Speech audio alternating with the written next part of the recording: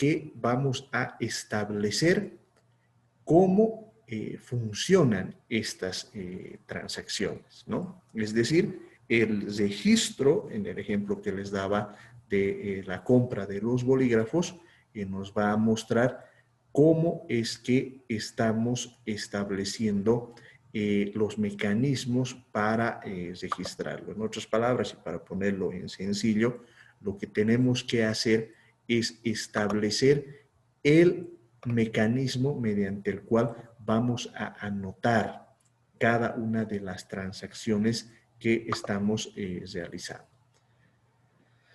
Entre las transacciones más comunes encontramos las siguientes: compras, ventas, consignaciones, pagos de nómina, recaudos de cartera, gastos, distribución de utilidades, pago de impuestos, adquisición de activos, ingresos recibidos por anticipado, anticipos, préstamos, entre otros. Para no se confundan, ¿no? En realidad, cuanto más grande, digamos, es una empresa, en realidad realiza cada vez transacciones más complejas. Pero como estamos aprendiendo lo más básico de la contabilidad, por ejemplo, las compras, ¿no? Si nosotros, en el ejemplo que estamos dando, hemos abierto un instituto de formación educativa, entonces tenemos que realizar compras. Vamos a necesitar comprar, por ejemplo, las computadoras. Vamos a necesitar comprar las mesas, las sillas. Entonces, todas esas son transacciones. ¿Por qué son transacciones?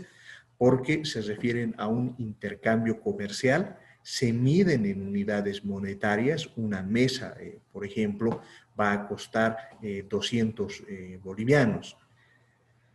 Y vamos a tener un documento que soporta esa transacción, es decir, nos van a dar una factura, ¿no? A veces, digamos, no se realizan las compras con factura, entonces nos van a dar un recibo. Eso también es válido en términos de las transacciones comerciales que se realizan, ¿no? Acá la regla es que toda transacción comercial siempre se tiene que anotar, siempre tiene que haber un registro. Las ventas es lo más común. Por ejemplo, si hemos abierto un instituto de formación educativa, lo que vamos a hacer es vender los cursos. Entonces va a venir un estudiante, le vamos a decir, este curso tiene un precio de 200 bolivianos. Nos va a entregar esos 200 bolivianos y nosotros vamos a darle la respectiva factura que va a certificar la transacción. Los pagos de nómina se refiere a que tenemos que registrar las transacciones respecto a los sueldos que vamos a pagar a nuestros profesores. También vamos a tener en el proceso de funcionamiento de la empresa, por ejemplo, la distribución de utilidades. Esta distribución de utilidades, lo que va a ocurrir es que al final del año vamos a comparar los ingresos y los gastos. Y por decirles, vamos a ganar unos 10.000 bolivianos en todo el año, ¿no? Entonces, eso a cada socio le va a significar ingresos por 2.000 bolivianos. También tenemos que pagar, por ejemplo, los impuestos. Esta transacción de pago de impuestos se refiere a que mensualmente tenemos que pagar y declarar el impuesto al valor agregado, el impuesto a las transacciones, y a fin de año tenemos que realizar el pago del impuesto a las utilidades. Entonces, todas estas descripciones que les he realizado corresponden a las transacciones. No es importante recordar que estas transacciones deben estar soportadas en documentos como facturas de compra, facturas de venta. ¿Qué quiere decir factura de compra? Que cuando nosotros compremos vamos a tener una factura. Factura de venta, tenemos que tener recibos de caja.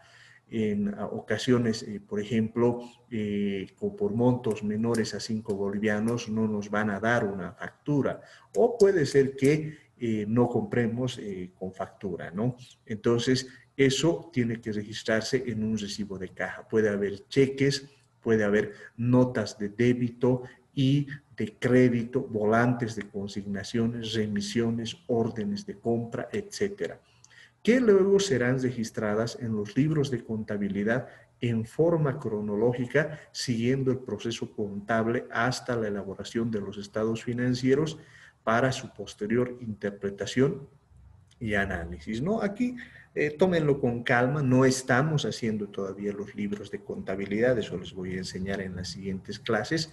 Lo que tienen que tomar en cuenta es que todas estas transacciones comerciales tienen que estar soportadas en documentos. ¿Por qué tienen que estar soportadas en documentos? Porque cuando venga la auditoría es la revisión de todas las transacciones, todos los registros que se han hecho que reflejen la situación de la empresa. Entonces, el auditor va a decir, a ver, esta compra que se ha realizado de mesas, ¿dónde está su soporte? ¿Dónde está la factura de compra? ¿Dónde está el recibo? Para eso es necesario que todas las transacciones tienen que estar soportadas en documentos y estos documentos tienen que ser adecuadamente archivados, no solo en términos de llevar adecuadamente el registro de la empresa, sino que además esto es muy importante, especialmente cuando se tenga que rendir cuentas a impuestos nacionales, ¿no? Impuestos nacionales puede pedir el soporte físico de las facturas de venta. Ahora, esto no necesariamente se tiene que hacer bajo el mecanismo de tener todo impreso. También se lo puede realizar utilizando los soportes electrónicos que actualmente están a disposición de la gente, ¿no? ¿Cómo se inicia el proceso de registro de la transacción comercial?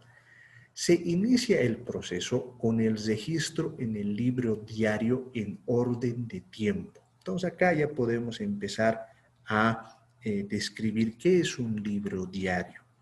Un libro diario no es más que el registro diario que tenemos que realizar de las transacciones realizadas en el día. Eso es un libro diario.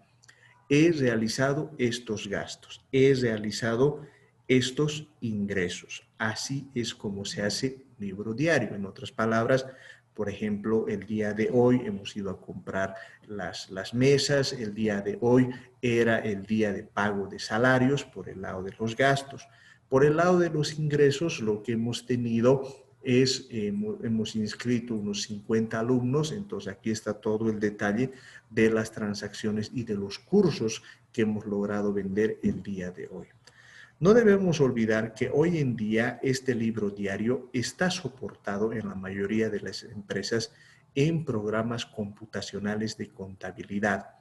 En los más sencillos se registran documento por documento. O sea, digamos, cuando una empresa es grande, cada vez que se hace una transacción, se aprieta los botones, se toma en cuenta las cuentas donde tenemos que anotar cada una de las transacciones. En los más sencillos se registra documento por documento, es decir, podemos tener, si somos una empresa pequeña, únicamente 10 transacciones. Los códigos de las cuentas, los cuales tienen asociados los nombres de las mismas, estos programas permiten además digitar el concepto de la transacción, el NID del tercero que está asociado con la transacción. En otras palabras, por ejemplo, si a alguien, un docente o un profesor ha venido a tomar alguno de nuestros cursos, posiblemente nos pida que la factura esté asociada al número de identificación tributaria del profesor. Entonces, eso también se realiza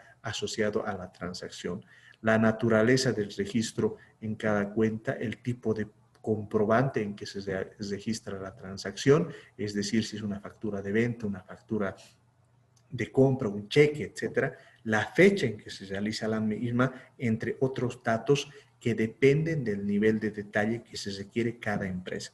Esta información es importante dado que de su buen registro depende la utilidad de la información que ella arroje. En otras palabras, para cada transacción Cuanto más información pongamos, va a ser más fácil su ubicación, registro y cómo vamos a manejar. ¿Por qué esto es importante?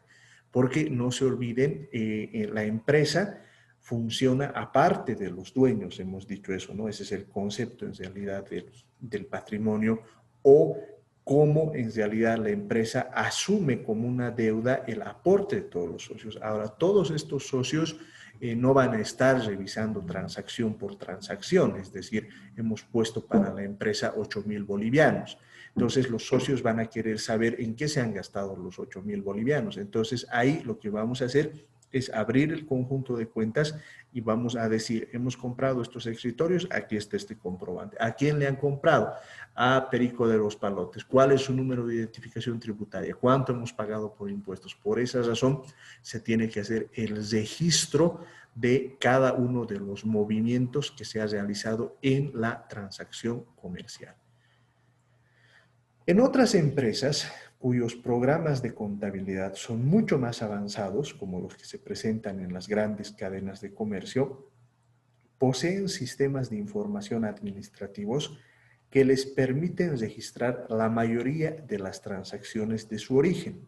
Es decir, registrar una venta desde la caja registradora, una compra desde el almacén que recibe las mercancías, la nómina desde el departamento de personal o recurso humano, y así con la mayoría de las transacciones que se presentan en la empresa. Porque, por darles una idea, de pronto nuestro instituto ha crecido, tenemos 20 carreras, ¿no? Entonces, y además no solo trabajamos en el Alto, tenemos sucursales en La Paz, Cochabamba, Santa Cruz. Entonces necesitamos un paquete contable que maneje todas las transacciones que vamos a realizar. Entonces, mediante ese paquete, ya todas las transacciones automáticamente se van acomodando en función a las cuentas, ¿no? En el fondo, no es más que un sistema de registro. Ahora, ese registro, cuando ya vayamos viendo cómo se pasa del libro diario al libro mayor, lo único que hace es agregar las cuentas, ¿no? Por darles una idea y explicarlo en sencillo. Cada transacción de estudiante que nos va a pagar su pensión es una transacción, pero podemos sumar, eso quiere decir agregar, y podemos decir los ingresos del día por pensiones de los estudiantes han sido de 1.000 bolivianos, ¿no? Cada uno, eran 10 estudiantes, cada uno pagaba 100. Y eso lo podemos trabajar también a nivel mensual. Los ingresos por venta de los cursos en el mes han sido de 40.000 bolivianos. Entonces, a eso se refiere la construcción de los libros mayores, ¿no? Hallar los saldos de las cuentas es un proceso en el cual se organizan todos los movimientos que se registraron en cada código contable para definir el saldo de cada cuenta, el cual será presentado en los informes financieros. Este proceso es automático en los programas de contabilidad computacionales.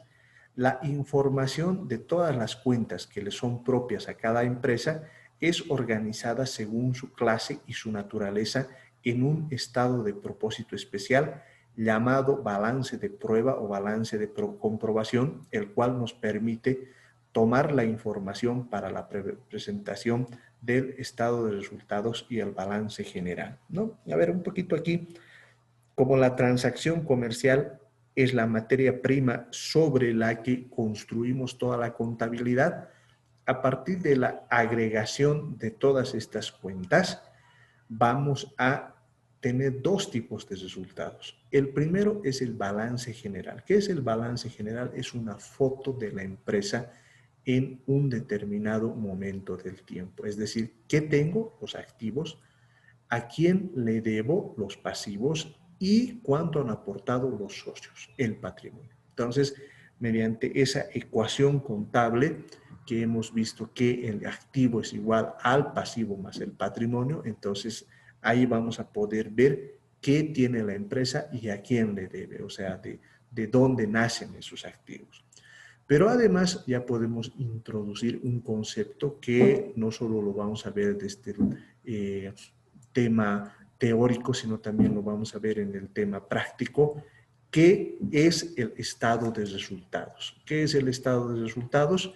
No es otra cosa que un mecanismo mediante el cual nosotros vamos a establecer cuál es el resumen de los ingresos y gastos que vamos a tener a lo largo de la gestión. Eso es lo que nos dice si hemos ganado o hemos perdido. Eso se refiere el estado de resultados. En otras empresas cuyos programas de contabilidad son mucho más avanzados, como los que se presentan en las grandes cadenas de comercio, poseen sistemas de información administrativos que les permitan registrar la mayoría de las transacciones desde su origen, como habíamos visto, ¿no?